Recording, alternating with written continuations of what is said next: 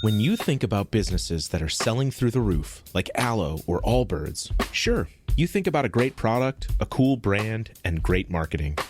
But an often overlooked secret is actually the businesses behind the business, making selling, and for shoppers, buying, simple. For millions of businesses, that business is Shopify. Nobody does online business better than Shopify. It's home of Shop Pay, the #1 checkout in the world. You can use it to boost conversions up to 50%, meaning way less carts going abandoned and way more sales going through to checkout. Sign up for your $1 per month trial period at shopify.com/income, all lowercase. Go to shopify.com/income to upgrade your selling today. That's shopify.com/income. This is The Planted Runner. I'm Coach Claire Bartholic, and this is the third episode in my 3-month marathon series. And because we're working backwards from race day, this is month 1. Or in other words, you've got just 1 month to go before race day. If this is your first time here, this series will explore what you should be doing to prepare for your marathon, whether it's this spring or even next fall, month by month. But if you didn't catch the first 2 episodes, head on back for those first before you dive into this one. At this point, you are in the final month before the big day. What should your training look like? Let's find out. Welcome to The Planted Runner. I'm Coach Claire Bartholic, and my mission is to help you improve your running, your mindset, and your life with science-backed training and plant-based nutrition. Today, I'm taking you through the final month of specific marathon training.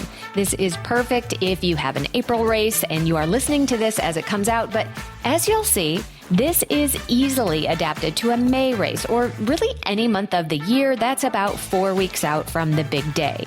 You'll learn what you should be focusing on in your training this month, what your running should look like, and what you should not be doing the month before race day. This series is the ideal companion to your spring race training this year, so be sure to follow or subscribe to the show to make sure you don't miss a single one. And don't forget your running buddies. This is the time to share this episode with a marathoner in your life to make sure you both have the best training possible. As always, don't forget to stay tuned all the way to the end of the episode for another mental strength minute. Fortify your mind in 60 seconds or less. When you've been training for months or even years for a marathon, getting into the last few weeks before the big day can feel like a huge relief. But don't celebrate just yet. There's still your biggest week to come before things gradually taper down. The final month of your marathon training really needs to be thought of in 2 separate phases, training and taper. Your taper phase is the final 3 weeks, but we will begin the month with the hardest week of your training with your longest long run. Then you'll want to pay special attention to race week, which is the 6 days before your marathon. I believe race week is the most mentally challenging week of your entire cycle. And that's why I've designed a race week companion for you to be sure that you have absolutely everything you need during this critical time. I'm going to talk more about it later on in the show, but if you already know what you're talking about, maybe you get my newsletter every week. I've been talking about it there for a couple of weeks.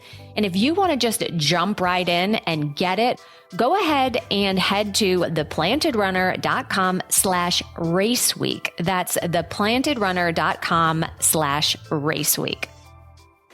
All right, back to the last month of marathon training. So let's start with the last week of your buildup before you start to decrease your training load. Now, to avoid any confusion, I'm going to explain this as if your week ends with your longest long run, which is the same day as race day. So for example, if you run your long run on a Sunday and your race is on a Sunday, the week I'm referring to starts on a Monday, 3 weeks and 6 days out from marathon day. That would mean your longest long run is exactly 3 weeks from your race day, and your taper is 2 weeks and 6 days long. If you run your long run a day earlier or a day later, or if your race is on a different day of the week from your long run, adjusting a day or two in either direction will work just fine. No need to overcomplicate this.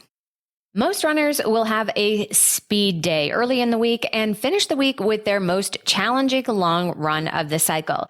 The exact workout will be different for each runner, and it's typically a good idea to have some kind of stamina-based workout, like a cut down or a tempo, rather than interval work. And that is because we are narrowing our focus to be more specific to the marathon as we get closer. Running fast, sprint type, or track style workout isn't really related to the marathon as speedy endurance is.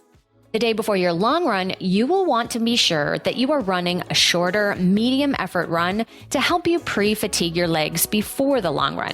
This makes the long run more challenging, but also more effective. For many runners, this medium effort run is right about marathon pace, so it's another opportunity to get pace practice in. For the long run, most people should max out at about 3 to 3.5 hours, with either some faster miles at the end or a few surges at marathon pace. Runs longer than that start to have diminishing returns and do not help better prepare you for the demands of the race. This long run is one of your last true dress rehearsals for the race, so do everything you can to mimic your race day. That means practicing your fueling and hydration, wearing what you will wear on race day if weather permits, hopefully running on similar terrain as your race course, and even getting up at the same time as you will before your race. Arguably, the most important of these is nailing your nutrition. All the great training in the world isn't going to matter if you don't get your fueling right. More marathon disasters are blamed on poor fueling than bad training. Hopefully you've been practicing your fueling on every long run before this one. If not, now is definitely the time. Here's how. Get up at the time you plan to wake up on race day. This will depend on how complicated the logistics are for your race and how long it takes you to digest a good breakfast, so work backwards from the start time, factoring these in. Eat a carb-rich breakfast that you know sits well in your stomach. Add a little protein and fat like nut butter to help it last several hours so you are not full or hungry before you start. Plan to fuel with at least 30 grams of carbohydrate per hour and ideally more. Fueling recommendations are anywhere between 60 to 90 grams per hour, just as long as it doesn't upset your stomach. And certain types of fuel are more likely to do this than others. So that works out to be 120 to 360 calories per hour. Start fueling between 30 and 40 minutes into your run and then every 30 minutes thereafter. It's far better to front load your fueling when your stomach can better tolerate it. And of course, don't forget to hydrate. You'll definitely want to drink when you're thirsty and probably a bit more than that, but don't try to replace all the fluid you are losing through sweat. If you have a belly full of liquid or if you need to stop and use the bathroom, you've gone too far. After the run, eat, drink, rest, and relax. Your biggest run is in the bank. And finally, it's time to taper. I'll get into that and a lot more right after this. The Planted Runner is sponsored by Liquid IV. One thing that I've learned recently is that the most important relationship that you will ever have in your life is with you. So you better treat yourself well. One of the simplest ways to do that is to make sure you're well hydrated before, during, and after every run. Every morning while I wait for my coffee to brew, I am grabbing a stick of Liquid IV so my workout hydration is ready to go. Right now, I've got raspberry lemonade stocked up, which almost makes me feel like summer is right around the corner. In each packet, you get 8 vitamins and nutrients, 3 times the electrolytes of the leading sports drink, and no artificial sweeteners. And it's non-GMO and, of course, vegan. Break the mold and own your own ritual. Just 1 stick and 16 ounces of water hydrates better than water alone. Treat yourself to extraordinary hydration from Liquid IV. Get 20% off your first order of Liquid IV when you go to liquidiv.com and use the code PLANTED at checkout. That's 20% off your first order when you shop Better Hydration today using promo code PLANTED at liquidiv.com. Welcome back to The Planted Runner. I'm Coach Claire Bartholic. Once your longest and toughest long run is behind you, it's time to taper. Tapering is the concept of gradually decreasing your training so you can reach the starting line fresh and at your peak. While the theory of tapering is relatively simple, there are quite a few pitfalls that runners can fall into the final weeks before the big day.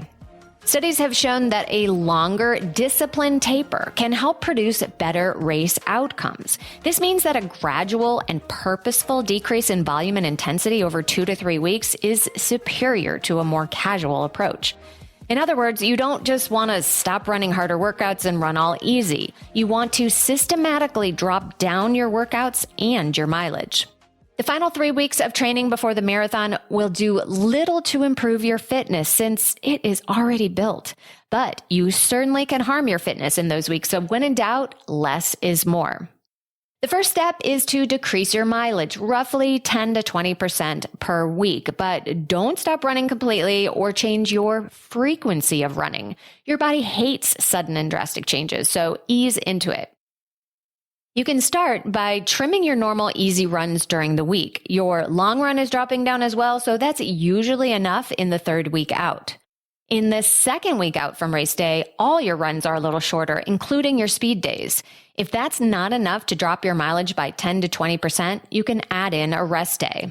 And of course, you should always add a rest day if you're feeling particularly tired, zapped, stressed, or fatigued. Your body treats stress all the same, so if you need a break, now is the time to take it. So what should your taper workouts look like? Your workouts during marathon taper should all be about practicing your marathon goal pace in various types of tempos. This is to burn marathon pace into your muscle memory so it becomes second nature and your confidence builds. This period of time will also help tell you if your marathon pace goal is realistic. If your marathon pace tempos during taper feel far too hard, you're probably being too aggressive with your goal. Marathon pace should not feel easy unless this is your very first one, but it should not be super challenging for just a few miles. An example of marathon taper workouts would be a 6-mile or 10K marathon pace tempo in week 3 before the race, a 2x3 mile or 5K tempo in week 2, and a 3-mile or 5K marathon pace tempo during race week. These all, of course, will include a mile or 2 of easy jogging for both the warm-up and the cool-down. If you're used to 2 speed days a week, or if you are a more advanced marathoner, you can add in an additional marathon taper workout in the 3rd week from the race. I like to have my athletes run what's called a taper cut down. After a mile or 2 of warming up, run your marathon goal pace for 4 miles or 6K. Then, without stopping for a rest, run 4 more miles just about as fast as you can, and then cool down a couple miles. Those faster miles might be 30 seconds faster than your marathon pace, or they might not be all that much faster at all, but it gives you one last chance to blow out the tubes a little with some speed. For the rest of the taper workouts, forget about going any faster than race pace. This is pace practice, not fitness building. Going too fast during taper can steal your speed on race day, so stay on target. Now let's take a look at your strength training. As you taper down your running, you should also be tapering down your strength training. Again, you should not be trying to change things up too much from normal during taper. Instead, just back off the length and intensity. So if you normally strength train twice a week, you should still do that in the 3rd and 2nd weeks out, but your routine should be shorter with fewer reps and lighter weights, if any. You should never lift to fatigue during taper. 10 days out from your race, stop strength training completely. Fitness gains from strength work do not realize for about 10 days, and you don't want to risk soreness or fatigue from lifting. One common misconception about taper is that once you back off your mileage and ease up on your workouts, that you'll suddenly feel fresh and springy. That can happen to some people, but many runners actually feel the opposite. You might feel nervous and anxious about the big day. Without as much running scheduled to ease the mind, the nerves can get a bit frazzled. We worry about losing fitness and gaining weight, and we obsessively stalk the weather forecast, and we stress about making sure every last detail is taken care of. This is known as the taper tantrums. Not feeling great happens to a lot of us because, as I mentioned earlier, it can take 10 to 12 days to fully recover from hard workouts, which means you're not going to suddenly feel amazing. Some people even start to get sick because the immune system kind of lets down its guard after months of hard training. Understanding that it's normal to feel that way can help you be a little less anxious about it. I highly recommend that you take some time to relax and use this extra time that you're not running to visualize your race and work on the mental side of marathoning. One of the athletes that I coach, named Lee, reached out to me specifically asking that I bring the topic of mental strength training up in this series. And here's what he said. Most runners, especially veteran marathoners, already know the basics of how to prep and run their long runs, taper, and even fuel for their training and the marathon. What's often missed is the mental prep. You, more than any other coach, are already well aware of this, but the mental prep needs to occur throughout the entire training cycle, especially the final few months. I couldn't agree more with Lee. This is the reason I include the Mental Strength Minute at the end of every episode of The Planted Runner, so you can get mentally stronger each and every week. This is why I include mental strength workouts every week for my athletes who work with me or buy a custom training plan. I truly believe the mental work is even more important than the physical training because who cares how strong your legs are if your mind quits before the finish line? Use all the mental tools that you've learned over and over again in training until you find the ones that reliably work for you in every situation. Mantras, counting, breath work, naming your negative, and more. If you want, go through every past episode of this show and skip to the end and just listen to the Mental Strength Minutes to get the best of all my tools. During the final weeks, I highly recommend detailed visualization. I've created a guided visualization episode, so just search for that on Google or on your podcast player. Go through the exercise several times until your mental game is as strong as your legs. Another great visualization is to actually put eyes on the course. Drive or run part of the course if you're a local. If not, search for a YouTube video of the course online. Once your brain imagines the course enough, it will think you've already run the race well, even if you never have. Now, if you've really been paying attention, you'll notice that I haven't yet specifically talked about the most anxiety-producing, nerve-wracking, stressful week of your entire buildup, and that's race week. Race week certainly deserves its entire episode, but you really need more than a podcast. I know that you're probably on the run right now or in the car or cooking dinner, and you need a lot more than audio to get through this. That's why I've created the Race Week Companion just for you. This guide will include exactly what you need to focus your mind on what you can actually do to help you perform your best without the stress. You'll get comprehensive race week nutrition details so you know what to eat and when, a packing checklist for local and destination races, running guidelines for your final week, pacing guide for any type of race, mental strength tips, visualization guides, a guide on how to accurately gauge your fitness based on key training factors, and more. And the best part is you can use this affordable guide right away for your race this spring. And then it's yours to keep forever because I promise you, you'll want to go through it again for your next marathon. To grab your Race Week Companion, go to theplantedrunner.com/raceweek. That's theplantedrunner.com/raceweek. I have never offered this kind of package before, so I made sure to put in as much value as possible so every runner can feel confident on race day. I know firsthand how stressful race week can be, but being prepared with as many tools as possible will definitely help. Once again, get your Race Week Companion at theplantedrunner.com/raceweek. You'll be glad you did. And now it's time for the Mental Strength Minute. Fortify your mind in 60 seconds or less. Today's topic is, what's the worst that can happen? If you get really nervous before a race or even a workout, first of all, it's normal and it's your body's way of getting ready for action. But sometimes we get so worked up about failing that we actually set ourselves up for it.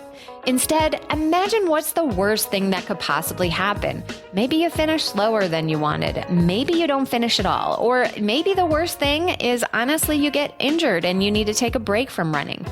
In any one of those scenarios, you will be okay. Running is important to you, but it is just a part of your life and not the whole thing. You can learn from your mistakes and you will heal from your injuries. But if you have a habit of taking running too seriously, the nerves are going to get the best of you every single time. So take a deep breath and remember, it's all going to be okay. Thank you for listening to The Planted Runner, part of the Evergreen Podcast Network. Don't forget that you can enter to win a free custom training plan for your next race and get featured on the show. Just write an Apple Podcast review and enter at theplantedrunner.com/PRLab. Of course, reviews are the #1 way to boost this show's reach, and it's a great way to tell me what you'd like to hear next because I read every single one. Have a great run today. Women's Running Stories, where we explore the intersection between running and life. Because every woman who is committed to a running journey has a story to tell, and this is where you'll find those stories. I am host and producer Cherie Louise Turner. I'm a 53-year-old runner, and together with original music by musician and runner Cormac O'Regan, we bring these inspirational stories to life. Please join us to fuel your adventures.